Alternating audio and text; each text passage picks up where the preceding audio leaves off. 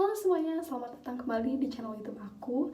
Di video kali ini aku mau membagikan pengalaman aku waktu bikin visa au pair di kedutaan Jerman tahun 2020, tahun kemarin berarti. Dan juga berkas apa aja yang harus kita bawa untuk mengajukan visa au pair ini. Yang aku lihat sih di web kedutaan persyaratan berkasnya itu masih sama, jadi yaudah langsung aja aku bahas.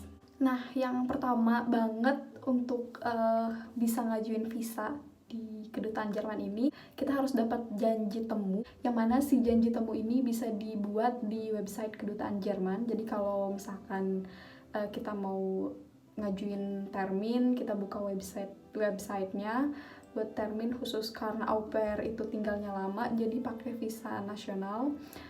Dan biasanya, apalagi mungkin di waktu sekarang ini banyak banget juga yang mau ke Jerman, jadi si janji temunya itu atau terminnya cepet banget habis. Jadi kalau kalian emang harus cepet-cepet banget booking terminnya, karena contohnya mau berangkat bulan Mei tapi nyari terminnya di bulan April, itu tuh kayak kemungkinan besar dan bisa dipastiin si termin yang bulan Mei-nya itu udah habis. Jadi kalau misalkan mau berangkatnya bulan Mei, jauh-jauh dari sebelum itu udah booking termin kalau bisa.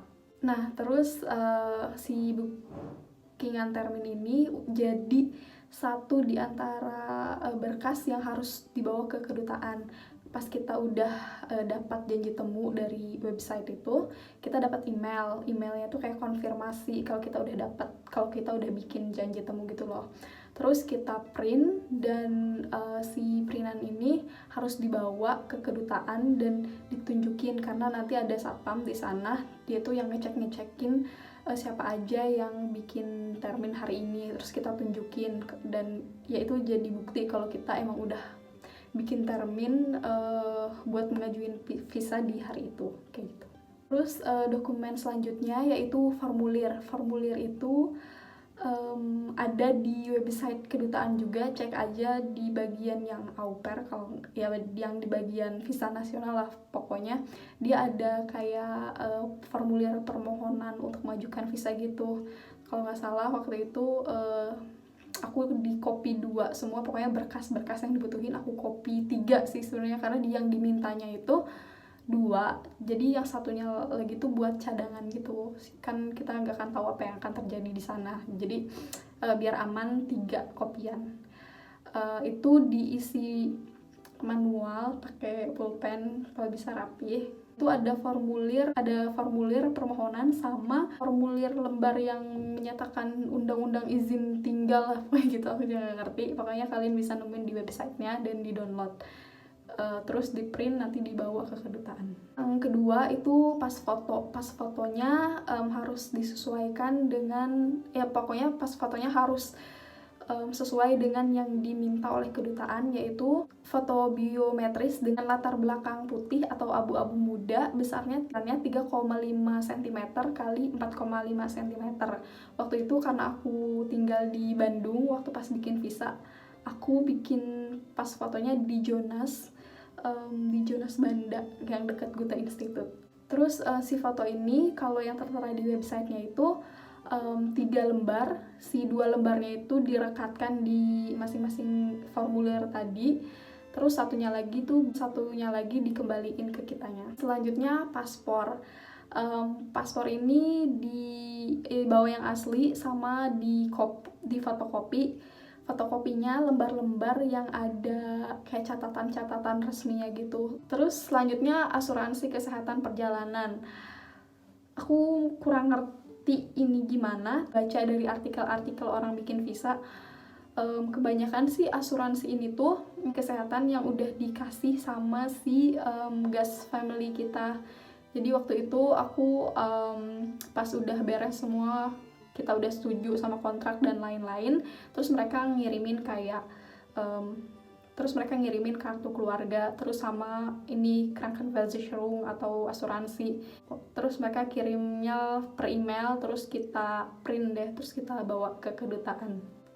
Terus yang selanjutnya yaitu biaya visa. Di sini masih sama sih kayak tahun lalu. Tahun lalu aku bawa dalam euro 75 euro. Dalam kurs waktu itu kalau nggak salah 1.200.000-an gitulah, aku juga lupa. Pokoknya kalau bisa kalian bawa uang agak lebih, karena karena kadang nggak tahu pasti kurs pada hari tersebut berapa, jadi lebih aman bawa lebihan gitu. Nah tadi itu berkas-berkas umum yang dibutuhin buat apply visa nasional. Terus sekarang kita masuk ke berkas-berkas yang dibutuhin buat au pair, buat bikin visa au pair. Pertama itu yang pasti kontrak au pair. Nah kontrak au pair ini didapat pas kita udah misalkan udah nemu keluarga yang cocok, terus udah melakukan kesepakatan sama si host family-nya, terus terus bikin kontrak dan udah disepakati bersama, ditandatanganin sama kedua belah pihak, si host family sama kita, dan kita juga kedua belah pihak harus megang kontrak ini. Jumlahnya yang satu asli dan 2 fotokopi, dan kontrak ini bisa berbahasa Jerman atau dalam bahasa Inggris. Terus selanjutnya sertifikat pengetahuan bahasa Jerman. Sampai sekarang masih yang dibutuhkan buat au pair ini masih A1. Waktu itu aku sertifikat A2 biar lebih siap aja gitu. Tapi A1 juga gak apa-apa. Soalnya karena di sini ya emang yang dibutuhin minimal A1. Jumlahnya 1 asli dan 2 fotokopi. Terus si kemampuan berbahasa Jerman ini akan dites juga, soalnya nanti ada interviewnya gitu kan. Terus berkas selanjutnya adalah Meldebescheinigung. Meldebescheinigung itu kayak kartu keluarga si host family. Yang dikirim sama host family itu Vertrag atau kontrak, Krankenversicherung atau asuransi perjalanan, sama ini Meldebescheinigung atau kartu keluarga. Ini juga bisa, waktu itu aku cuman scan doang sih dari si host family-nya, dan jumlahnya sama, 1 asli 2 fotokopi. Selanjutnya CV atau daftar riwayat hidup dan motivation letter. Ini sih menjelaskan apa yang memotivasi kita untuk ikut au pair. Gak usah panjang-panjang dan jangan pendek banget, yang pasti singkat, padat, dan jelas kayak gitu sih. Itu tadi berkas-berkas yang dibutuhin buat mengajukan visa au pair. Sekarang aku mau sharing pengalaman aku bikin visa au pair. Di tahun lalu aku bikin visa kalau nggak salah bulan Januari waktu itu. Visa itu nervous banget, kayak ya itu wajar sih, kayak overthinking, mikirin hal-hal yang enggak. Tapi pas lagi bikin visanya ternyata nggak semenyeramkan itu gitu loh. Terus pas sampai sana ada orang-orang lain juga yang mau bikin visa, ada yang mau Ausbildung, ada yang mau au pair juga, ada yang mau bikin visa studium. Terus di depan udah ada satpamnya gitu.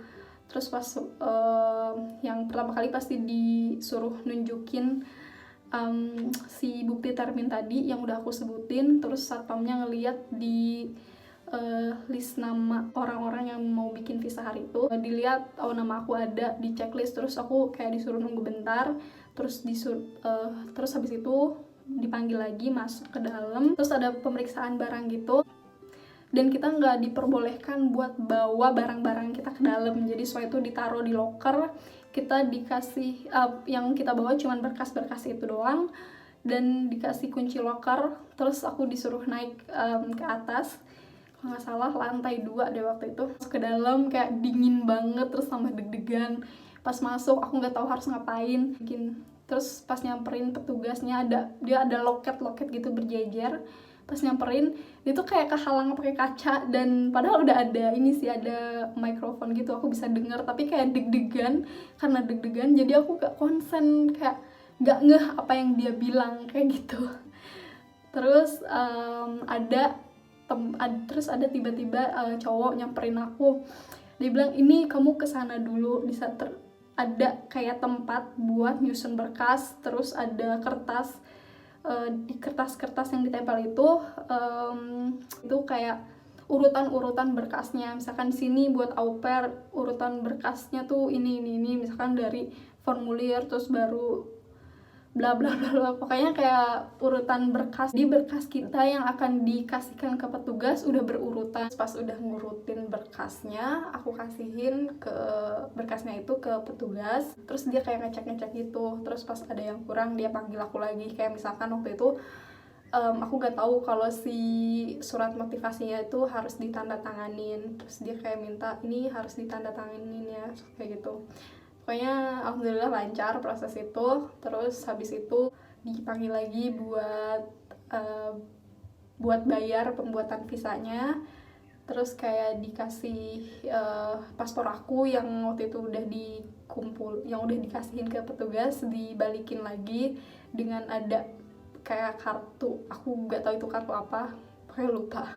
Terus disuruh nunggu lagi buat interview.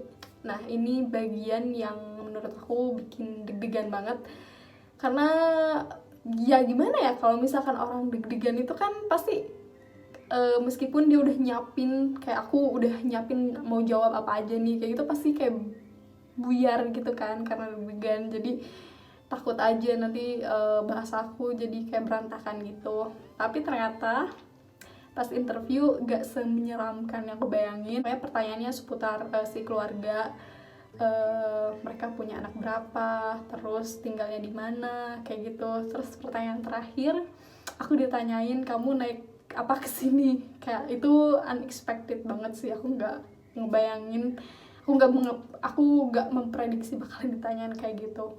Terus pas itu udah selesai keluar dari kedutaan dengan bisa dibilang lapang, kayak tenang gitu, kayak ringan aja gitu tuh. Terus pulang ke rumah, dan salah satu fase yang menguji kesabaran banget waktu nunggu hasil visa itu, kayak uring-uringan, udah takut, ini diterima apa ditolak ya, kayak pokoknya takut banget deh. Terus aku juga nggak tahu pasti kapan dapat info visa aku, karena dapat infonya tuh beda-beda. Ada yang dapat setelah seminggu, setelah 2 minggu, bahkan 3 hari setelah buat visa dia udah dapat info visanya diterima atau ditolak. Dan aku kayak pokoknya tiap hari ngecekin email, dan pada akhirnya 10 hari kemudian dipotong hari libur Sabtu Minggu, jadi kayak kurang lebih 7 hari lah ya, 7 hari kerja aku dapat email dari kedutaan, dan alhamdulillah visa aku diterima.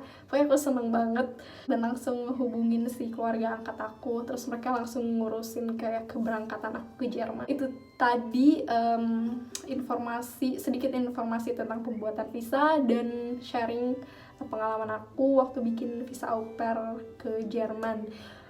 Semoga bisa bermanfaat buat teman-teman yang lagi mau bikin visa au pair ke Jerman khususnya, dan menambah informasi bagi teman-teman yang lagi cari informasi seputar jalan menuju Jerman. Oke, kalau gitu aku tutup video ini. Terima kasih banget udah ngeluangin waktu buat nonton video ini. Sampai ketemu lagi di video selanjutnya. Dadah!